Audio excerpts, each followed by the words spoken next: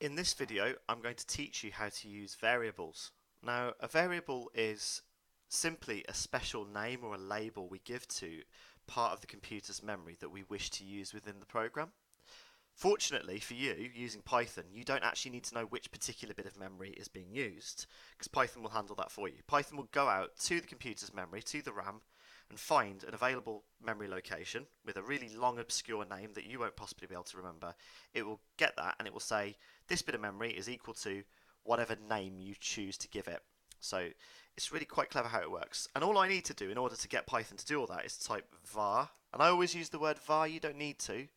I'm going to type name1. Okay. Why name1? Where's name2? Where's name0? Well, you'll find that out later. But var underscore name1 equals Kevin.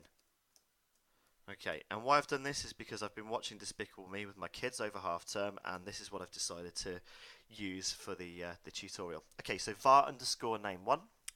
When you're naming your variables, you've got to make sure there's no spaces in them. That's really important. And I've said var name1 equals some string data, a word in speech marks, basically. That's what string data is. So that little var name1 is literally my way of telling Python, find a bit of the computer's memory for me to use while the program's running. And when I access that memory through the word var name1, var underscore name1, that's the bit of memory we're talking about. So it's kind of pairing my program up with a bit of the computer's memory, but in a way that's not too complicated for me. So Python's doing all of that. So it's taking that, and it's labeling something with that, and every time I call that bit of that variable in my program, it knows where to access the data from. And you'll see what this means in a minute or two. Okay, so if I print var underscore name1 like that now, this is what happens. Kevin. Because it's taking whatever's stored inside var name1 and it's outputting that here. If I change that to Bob, when we say print var name1 now, it will have the value of Bob instead. So I click run, and I've got Bob. Let's try something else then. var underscore name2. And they don't actually have to be these special names or anything. I'm just making this up. They could be absolutely anything. All right. I'm going to write Kevin. I'm going to put a comma, and on line 4 now I'm going to line 4. I'm going to put a comma. var name1 was working on finding a new boss with comma. So you always need to separate each bit out in your printing with a comma. var underscore name2. So let's try that now. Bob was working on finding a new boss with Kevin. Okay. So we've got variables and we've got print statements. I'm going to create a new variable now, and I'm going to call this chicken and chips with ice cream for dinner. Alright, so do you see how ridiculous that name is? Doesn't matter. Whatever you say to Python equals Stuart. That's the wrong way to spell Stuart, isn't it? Okay, so whatever you say to Python, it will find a block of memory and just label it with that for the purpose of just for the program for the time being. It's not like a permanent thing all the way through the computer's life. Okay, if I print that now, so put that there. I'm going to copy and paste it because it's easier for me. Comma, speech marks, was hungry. Stuart was hungry. So do you see what's going on there? We're pairing up these, and we can change the value of them. Okay.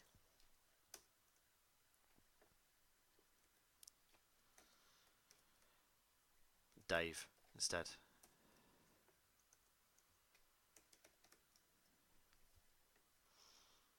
Comma.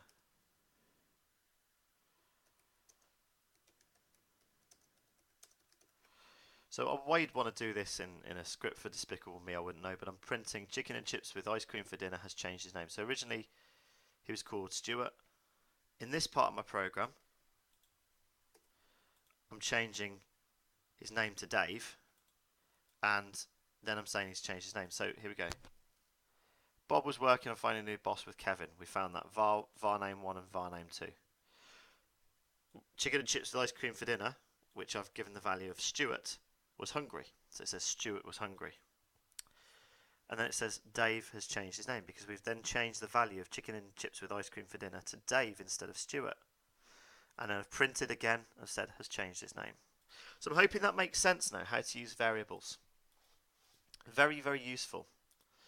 I'm going to delete all of this. I'm hoping that you've done this. And as you are doing things, I'd like you commenting them. So that's a bit of practice. If you click run, it'll just clear everything. So I'm going to try something new now. I'm going to type my underscore number. Right, I'm always going to put var actually before every one of them. Var underscore my underscore number equals 0. So what we're going to do is we are going to say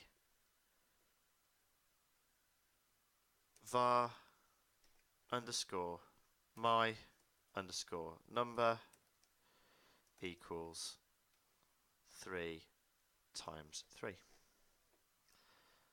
I'm going to write print my number is var underscore my underscore number. So it should say 0 to begin with.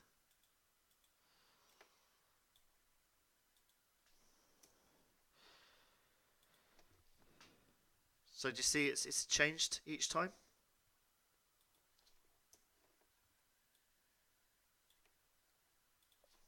So that variable name is still being used, but we're changing its value each time. 3 times 9. Let's try that. So, yeah, can you see distinctly how that's happening? So we are declaring a value. There, saying it's 0. And then we're outputting some information, including that var underscore my number. There is what we're outputting, along with a text string that says my number is. We're doing that again and again and again. Okay. So that's how to play around with variables so we can use them for numbers and for text strings. Okay, all about Despicable Me and all about multiplying by 3s at the moment, or multiples of 3. Make sure, as I'm saying, that when you're doing these experiments, you're actually putting hashtags each line above maybe or every couple of lines just to explain what's going on.